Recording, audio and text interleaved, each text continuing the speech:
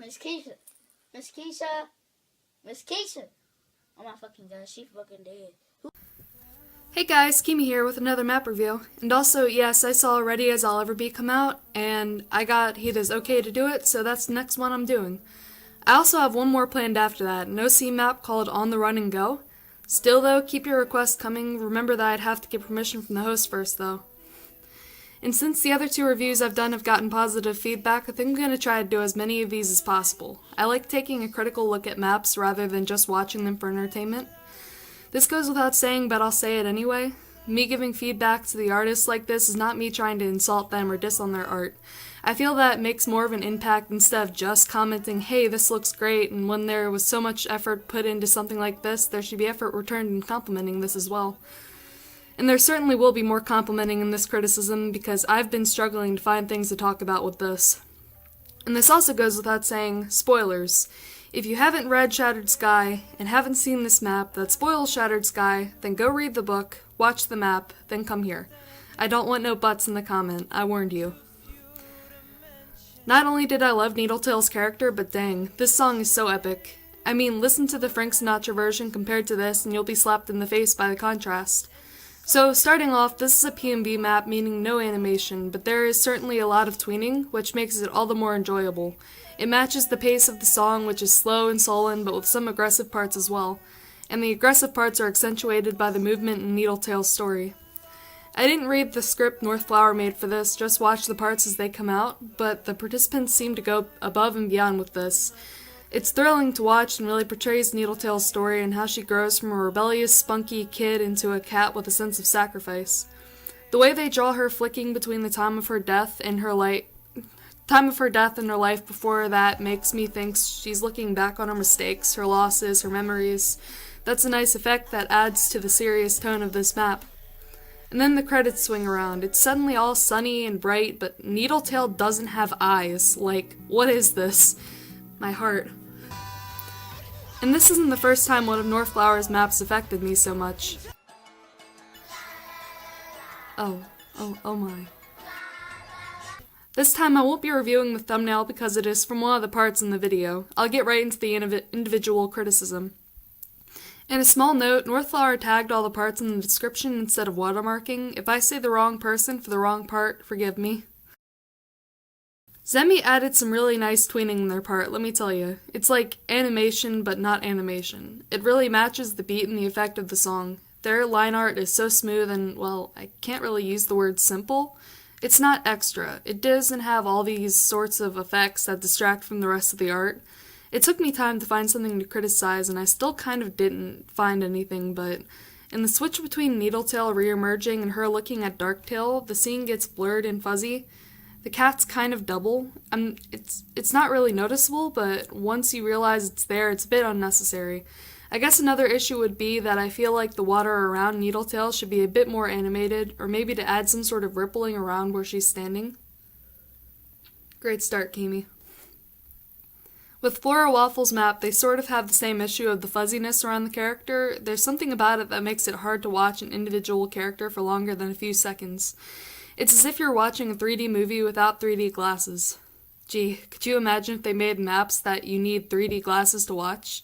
Could you imagine how cool yet inconvenient that would be? Anyway, Flora Waffles, other than that, has made a beautiful map part.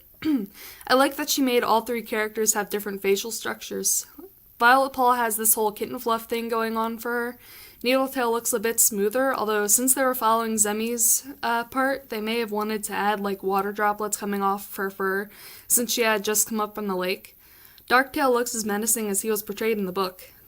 Vertcat has this nice, smooth style with hers. Everything seems soft and calm, representing that time before Needletail's life went south. One thing I noticed anatomy-wise is that Cat's back legs aren't shaped that way. You can see that a cat's hind leg has a lower bend to it and then goes straight up to the hindquarters. I also like the colored line art around the eyes. It really highlights things. Puzzly has a really nice, recognizable style. I knew it was them before looking in the description, and also because I saw this part come out before the map, but point is, they've got a really distinguished style. They put a lot of care into the character designs, although after watching this, I noticed that the tweening is a bit ragged. Now, I have no room to judge ragged tweening. With Fire Alpaca, I literally have to do it manually. I don't know what program Puzzle uses, but if it's one without simple tweening, I can sympathize. Curse Flame puts a lot of work into their backgrounds, because the moonlight is coming from behind Darktail and Rain. There's a shadow going across their faces, because their faces are facing away from the moon, which is accurate.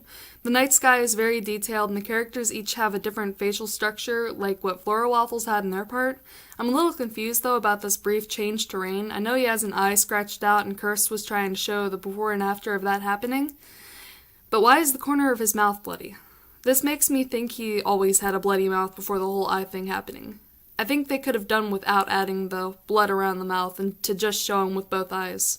I know that's a weird thing to pick out, but it kind of seems strange to me. Semakat's part depicts the scene where Needletail and Alderheart find Twig Kit and Violet Kit. And between the excellent shading, the panning, the use of character design, the only thing I could really find wrong is the way Violet Kit's paw is twisted. It seems kind of backwards. If the paw pads are facing to the right, that toe that's on the bottom should be over the top of the pads, not under them.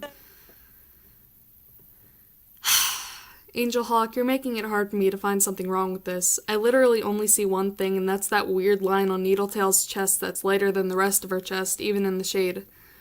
You've brought me down to sheer nitpickery.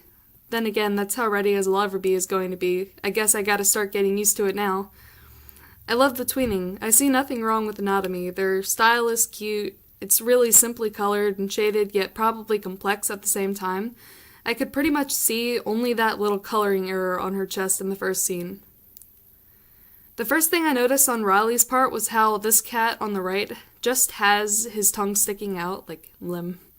I like how they move forward to show Needletail sneaking out of camp. I love that they matched each careful step along to her, literally stepping. I think they could benefit from making it so that as Needletail takes that step, she kind of steps into a light source, lighting more than just the bottom paw progressively as she emerges from the tunnel. I also noticed what I think is a shading glitch, that they forgot to take out the shading guidelines on Darktail. Besides that, I love the atmosphere, the little details noticeable in the backgrounds. There was obviously a lot of time spent on this.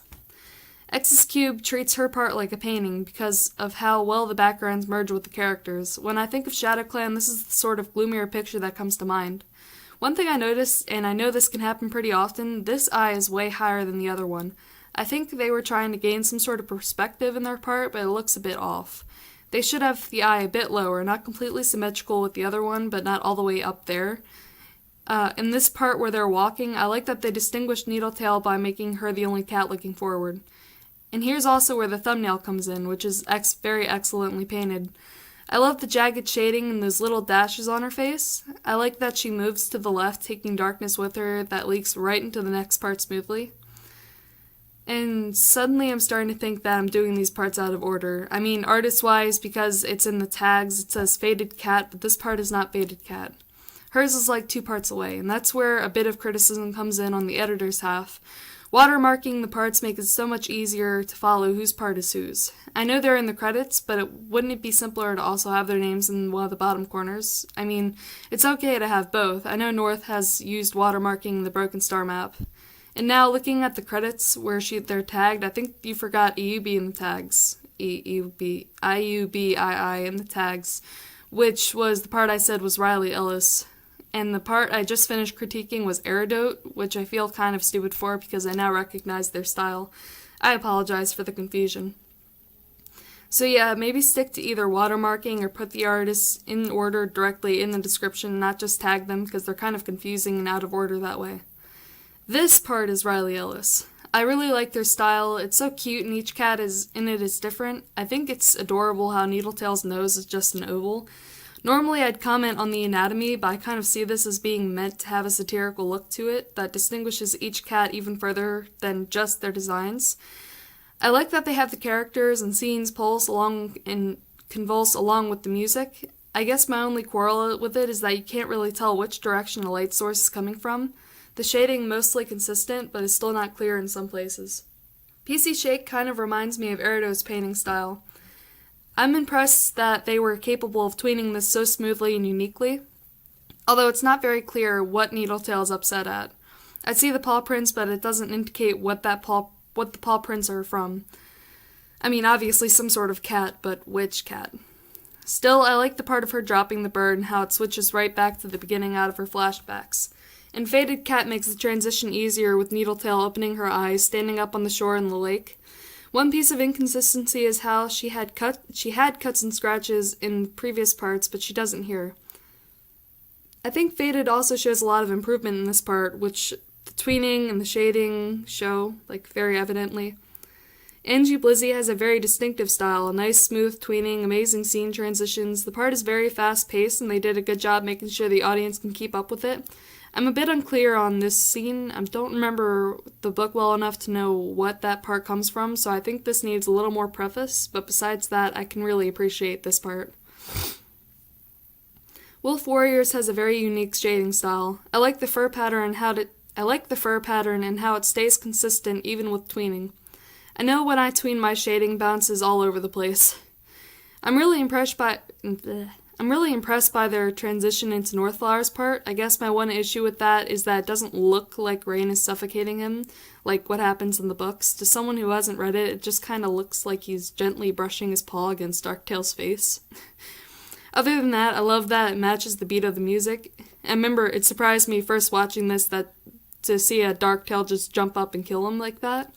And Rain's death, as shown in Northflower's part, is supposed to highlight how Needletail's idea of kin has shifted.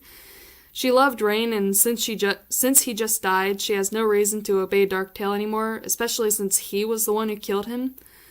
I liked that their parts begin by the blood spatter. Was that a green screen effect?